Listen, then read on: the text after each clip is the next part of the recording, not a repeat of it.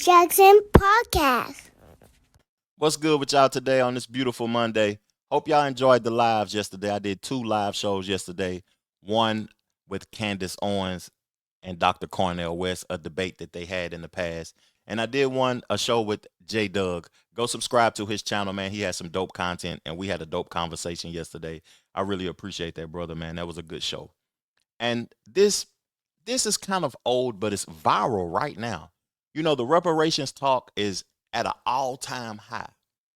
Y'all know how I feel about government assistance and government owing and government debt and government just being all involved in the daily process of life for the average American. I just don't like it. I don't think that they're looking out for the best interests of the people. But we're going to have this conversation about reparations. This is Bill Maher and Killer Mike. Let me play the video and shut the hell up, and we're going to further the discussion here shortly. Let's go. All right. He's an entrepreneur and musician. His self-titled solo, Michael, was recently released, up for 3 Grammys Sunday. Killer Mike is with us, Mike Render. And he's the Republican governor of New Hampshire, Governor Chris Sununu, and she's the host of The Five on Fox News, Jessica Tarlov. That's our panel that we just had. So would you like to comment on my editorial that I just did about how there's a lot of materialism in music these days, and maybe it's not great for the kids? I think there's materialism in American society, period.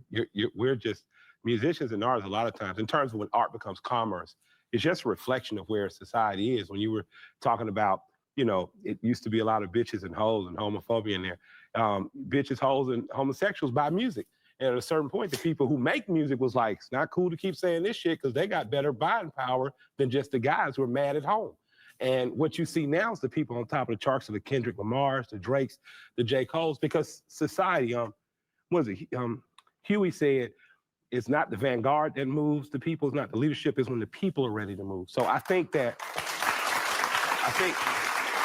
I have arguments with Anaya, my 26-year-old daughter, I know that there's a change coming because of the way she views the world. So I think musicians and artists for commerce are going to adjust. But when it comes to money, we have an infatuation with money in this country.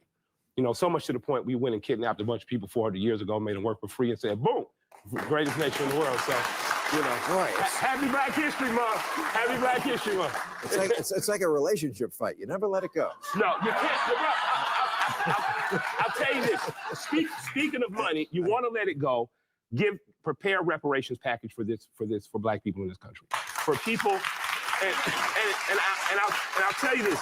The leader of the I'm going to stop it right there because that sarcasm that Bill Maher said, that never let it go. You know, I think as long as the United States doesn't pay the debt that's owed, because it's a debt, it's not a handout. That's where people get misconstrued about reparations, because this country was built upon the backs of free labor from slave ownership. If that's not a true statement, then reparations isn't old. But that's true. It's historical documents, and it's documented that the free labor, it was the country was built upon the backs of the blacks. So that sarcasm, never let it go. It will never be let go until the debt is paid. You know, at the beginning of this, he was talking about an infatuation with money. I take notes when I do podcasts. He talked about materialism and music and all of that. And this country is infatuated with money, but I feel as if, you know, we need to get to a point to where we infatuated with wanting to see each other win, wanting to help the country evolve, because this money stuff is actually hindering the majority of people. It's beneficial to the few, but the majority is hurting. And if the majority is hurting, then the country is hurting. If the country is in debt, then the people is in debt. That's just my take. You can be up $1 billion, but if your country is in debt a couple of $1 trillion, you're in debt also. Let's keep the video going. Didn't I buy dinner last time? Yeah, you did. Yeah, and the restaurant. That does not count. You did. You offered to marry my wife if I died early. Absolutely. But I do think this country could benefit from a reparations package that included cash, that included reversal of redlining by helping Black people be homeowners, understand credit, and understand Americans that if the black community has more money, this country has more money. Yeah, and we need to start seeing ourselves in a relationship. As long as we have the topic on the table, what do you think about that? Reparations. Vivek Ramaswamy just texted me his Taylor Swift playlist. I haven't been paying attention, so I'll pass. Wait, you're dodging this question? I'll dodge out. In terms of what, reparations? Reparations. Sending out a check. Someone's got to pay. No, I'm not for reparations. I'm not for that at all. At the end of the day, this country owes $34 trillion, and the government doesn't owe that money. You all owe that money. And also, don't be fooled. The money's got to come from somewhere. There's a difference between collective guilt and individual. Why don't you feel guilty? No, I don't. Yeah, and because I didn't do it. I think more black conservatives, but you benefited from it. You benefited from it, and you still benefit from it. Yes, that's true too. So my thing is just help spread the benefit. But there are reparations that do go on in different ways. Yeah, absolutely. And I didn't say absolutely just give me a few $1 million and I'm fine. No, I think that trade and higher level education, I do think a cash payout. I think that there should be a mortgage forgiveness. I think that we should have an incentive to incentivize black wealth in this country. Robert Smith, black billionaire, had an interesting conversation where he wanted to tax corporations 2% of wealth. Imagine what 2% of multi-billion-dollar companies does for black society. What it does is it creates a place where it's not perfect, but Atlanta black people have opportunity. And if you talk to Governor Brian Kemp in Georgia, we also have a Republican governor who I have a relationship with. For the last 10 years, we've been #1 in business. We've created over 60,000 jobs and have more jobs coming. I would challenge you to help put together a reparations package that made the rest of America look more like the opportunity. Well, he's from New Hampshire. That's not going to happen. But if I may, Lord knows I didn't want to get into a reparations discussion. It would cost you hundreds of dollars up there. And then you got again, what about the Native Americans who are, you got to go down the list. And when we're done with the reparations package this year, what about you don't hear black people arguing against reparations for anyone. We've never argued against reservations. We've never argued against any payouts for people America's wrong. We're simply saying, while we're at the table, let's do something to aid the people that until 60 years ago lived in apartheid. Okay, but like 60 years is not very long. With Native Americans, we gave them the casino industry. Yeah. What about Super? Could black people have the marijuana industry? Well, I'm something like that. Look at his fucking face. Would you give us marijuana? Multi-billion-dollar industry. I didn't like that. Give us. I stand with Killer Mike on reparations is a debt that's owed as deserved. But that lets me know that the civil rights movement integrating us in society with the people that's not looking out for our best interests make us feel as if we need to be gave something. We don't need to be given anything. We need to be paid the debt so we can continuously move forward as a people. But I want to talk about a few of the topics that was discussed in that. He said, would the country benefit from reparations? I don't know if the country in totality would benefit. I think that it would be beneficial for black people. I think it would be benefit for billionaires and businesses because the money would be funded back into businesses, certain businesses. I don't think that we would come together as a collective and do what's right with the money. I know people are going to come at me for that, though, but I really don't believe that because we're not unified. And it's a reason we're not unified. It's because, we have been programmed. We have been experimented on. And unification is something that's hard, and it's something that's hard for me also because I want to unify with people, but I look out for my best interest because my time is limited. But another thing that was said, he talked about getting 2% of taxes or some sort of percent from the rich. That's Democrat language. I really ain't for penalizing billionaires.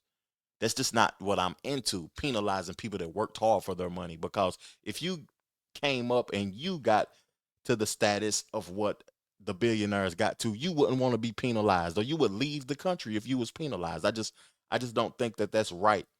And can a person work to obtain $1 billion? That's a question, that I pose. Can you work to obtain $1 billion, or you are using capitalism and you working people to obtain that type of money? It's just a interesting conversation. I think that it's hard to obtain $1 million, man, but it's very feasible and doable. But let's let the conversation keep going, man. I want to address Buddy who dodged the question, but then he said that he wasn't for reparations also. But I want to keep the video going because I could get passionate and keep talking about this. Fresh, you're still growing. Why doesn't Killer Mike have a marijuana license in Georgia? I'm out of the business. Will you call Brian Kemp for me? I'll tell Brian right now. I don't know where the discussion's going to go. Brian's a great friend, but if you're going to buy marijuana, I would suggest you do it at the Woods, which is the great pot shop here in LA, which I'm a part owner of with Woody Harrelson. Okay, what do you think of the news that NASA says the moon is shrinking? Fucking Biden. Right? Am I right? Thank you. But finally. Yeah. Finally, someone's talking some sense. Was perfectly fine under Trump. And now. I was excited that I didn't have to do the reparations question and then got the moon question, which could be more complicated. Doesn't that go in your headlines that shouldn't exist bucket? It really should. I mean, but apparently I read this too in USA Today. Apparently the moon, because the core is cooling or something. It's our fault. I'm sorry, why does it matter? It doesn't. Okay. I know, but it's funny because you really could do a whole sketch about that because we are so blame happy in this country. Somebody has to take. I think the moon's on Ozempic, and that's the whole thing. All right. What do you think about conservatives in Texas are talking about Texas? Well, this happens like every 2 years. This is Texas seceding. Oh. They love to talk about it. It started out as its own country, right? For a while, Texas was its own country.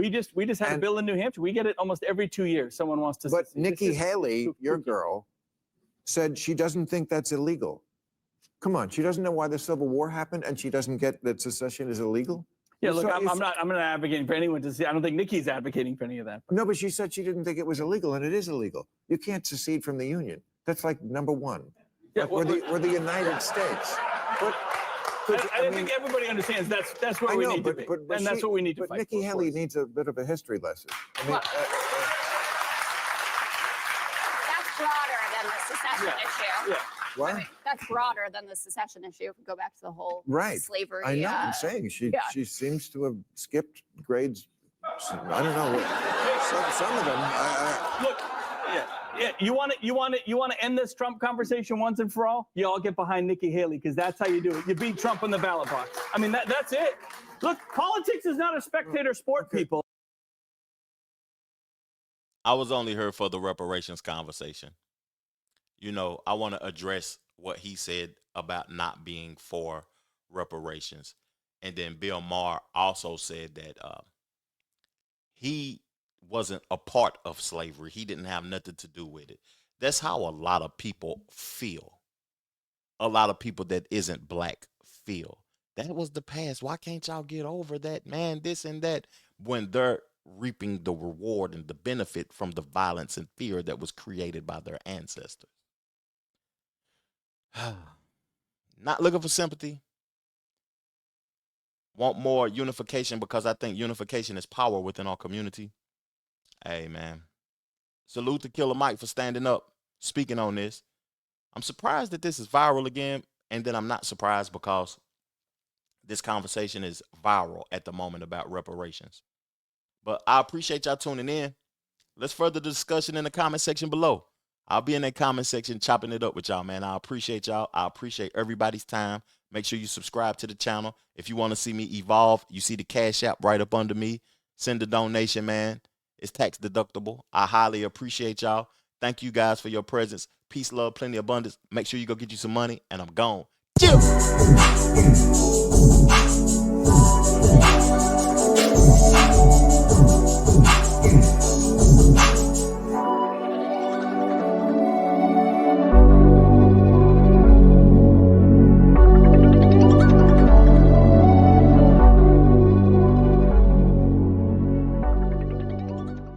The Trevor Jackson Podcast.